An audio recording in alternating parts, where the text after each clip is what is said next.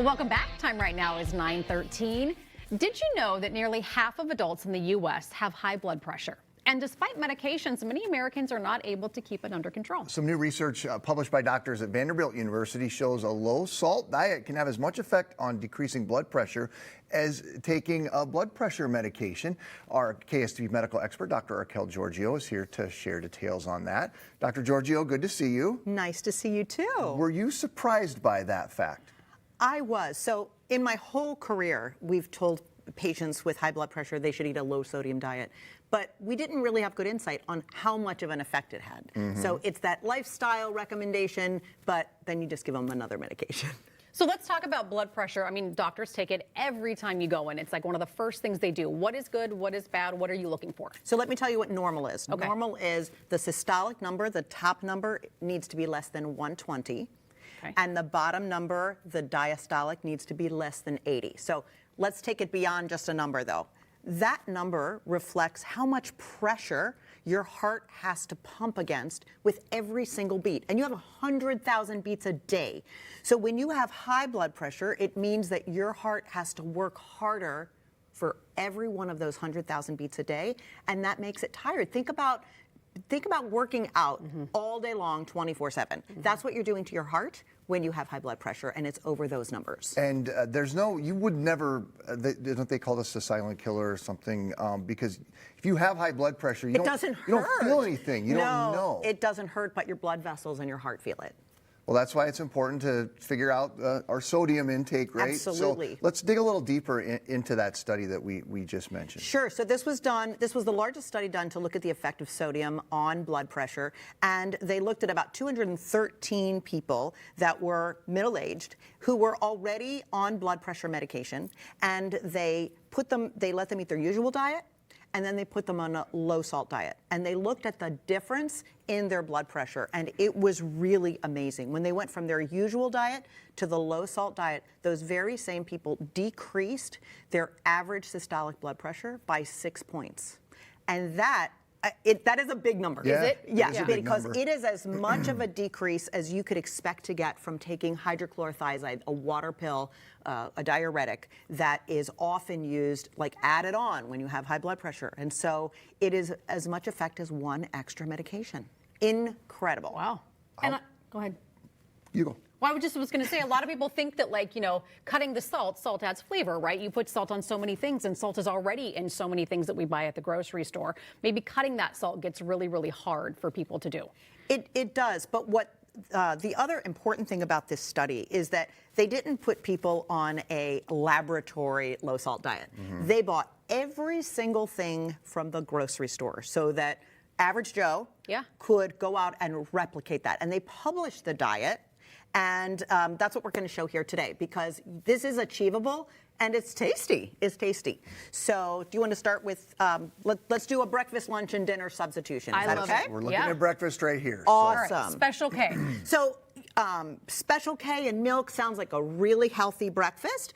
It is in general, but it's high sodium. So that Special K in 1% milk has 835 milligrams of sodium in it. So what could you substitute it with? You could substitute it with some oatmeal and Chobani yogurt.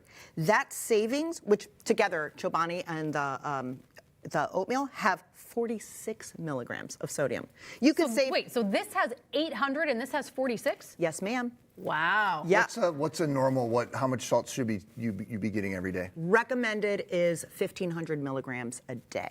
So that's about So for one 2 teaspoons. bowl of cereal and milk, you're almost like, That's right. a lot of your salt for the whole day right there. That's right. And if I was just choosing out of the clear blue, I would take that yogurt and oatmeal anyway. But so sometimes it's not that these are unhealthy foods. They are. They're just high sodium. And if you have high blood pressure, it's something to think about. You need to look at those labels. Absolutely. Another thing that you really think people should limit is bread.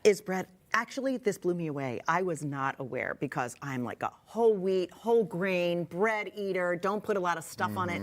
Bread is really high in sodium. That's what makes it taste so good. But it has, every piece of bread, whether it's whole wheat or white bread, has about 150 milligrams of sodium. So if you have a healthy sandwich with 2 pieces of bread and some deli turkey, you're going to really add up those milligrams of sodium.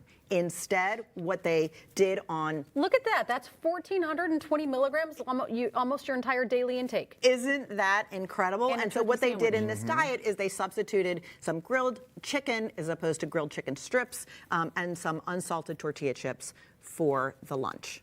Is there any such thing as a low sodium bread? You can look on the labels. I'm Yeah. not familiar with it, but if you find haven't seen it. That's why I was asking. If it's low sodium, that's going to be helpful as well. But your average loaf of bread is going to have a fair amount of sodium in it. And then I thought they did something really interesting because I'm not really into processed foods, but they know that that's what many American diets are comprised of. And so they said, well, if you're going to have dinner, you might choose to have a frozen meal. Yeah. Healthy choice. Again, lower calorie, has a lot of other good aspects about it, but it has a higher amount of sodium in it compared to an Amy's low sodium vegetable lasagna. So it not as much savings there in the sodium, but they were able to incorporate all of these regular, everyday grocery store foods into a diet that had even less than 1,500 milligrams of sodium a day in it. And that was cool. I think when people think they've got to go on a low salt diet, the first thing they think of is the salt, like that they're putting added on salt. things. Yeah. I don't think a lot of people always think about reading the labels and sort of getting in that mindset. Right. Well, most of the salt that you're consuming is not from that salt shaker. It really is embedded in all of the processed foods in particular that we're eating. Do you think people who don't currently have high blood pressure should be looking at sodium labels and kind of monitoring their intake too? Does this study kind of give any sort of indication? Well, that's not what they studied, but Yeah. they did have an opinion about it.